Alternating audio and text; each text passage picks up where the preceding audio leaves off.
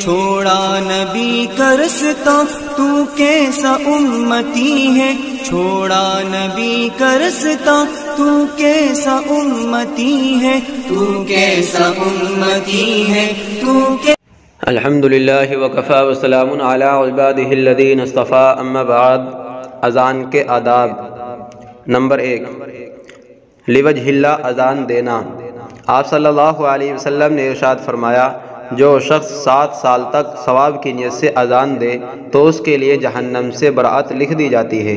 ترمذی شریف کتاب الصلاۃ۔ نمبر 2، مؤذن کا متقی ہونا۔ آپ صلی اللہ علیہ وسلم نے ارشاد فرمایا، تم میں کا متقی آدمی اذان دے اور جو سب سے اچھا قرآن پڑھتا ہو اور عالم بھی ہو وہ امامت کرائے۔ ابو داؤد شریف کتاب الصلاۃ۔ نمبر 3، مؤذن کا اچھی اور بلند آواز والا ہونا۔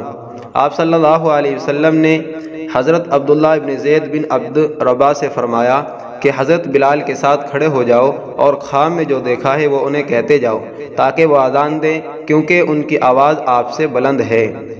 ابو داؤد شریف کتاب الصلاۃ۔ نمبر 4، گانے کے طرز پر اذان نہ دینا۔ حضرت یحییٰ بکائی فرماتے ہیں، ایک شخص نے حضرت ابن عمر رضی اللہ تعالیٰ عنہ سے کہا، میں آپ سے اللہ تبارک و تعالیٰ کے لیے محبت کرتا ہوں۔ تو ابن عمر رضی اللہ تعالیٰ عنہ نے فرمایا، میں آپ سے اللہ تبارک و تعالیٰ کے لیے بغض رکھتا ہوں۔ تو شخص نے عرض کیا، کیوں؟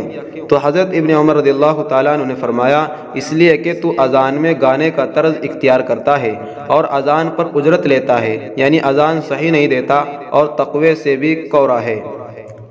جمع الفوائد کتاب الصلاۃ۔ نمبر 5، بالکل ناسمجھ بچے کا اذان نہ دینا۔ قبل البلوغ سمجھدار بچے کے اذان دینے میں کوئی حرج نہیں۔ حضرت عطا رحمۃ اللہ علیہ فرماتے ہیں، اس بات میں کوئی حرج نہیں کہ بالغ ہونے سے پہلے سمجھدار لڑکا اذان دے۔ نمبر 6، وقت کی پابندی کرنا۔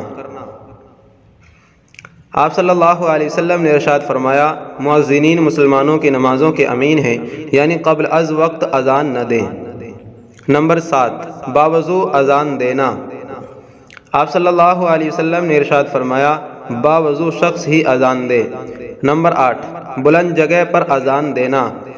حضرت بلال رضی اللہ تعالیٰ عنہ بنی نجار کی ایک عورت کے مکان کی چھت پر اذان دیا کرتے تھے۔ مسجد کے اطراف میں سب سے زیادہ اونچا گھر اس کا تھا۔ ابو داؤد شریف کتاب الصلاۃ۔ نمبر 9، اذان قبلہ رخ ہو کر دینا۔ عبداللہ ابن زید بن عبد ربا کے خواب میں آ کر اذان دینے والے فرشتے نے قبلے کی جانب رخ کیا۔ ابو داؤد شریف کتاب الصلاۃ۔ نمبر 10، کھڑے ہو کر اذان دینا۔ ایک انصاری صحابی رضی اللہ تعالیٰ عنہ فرماتے ہیں، میں نے خواب میں ایک شخص کو دیکھا کہ اس کے بدن پر 2 ہرے کپڑے ہیں۔ وہ مسجد کی چھت پر کھڑا ہوا اور اس نے اذان دی، پھر تھوڑی دیر بیٹھا، پھر کھڑے ہو کر اذان جیسے کلمات کہے، یعنی اقامت کہی۔ ابو داؤد شریف کتاب الصلاۃ۔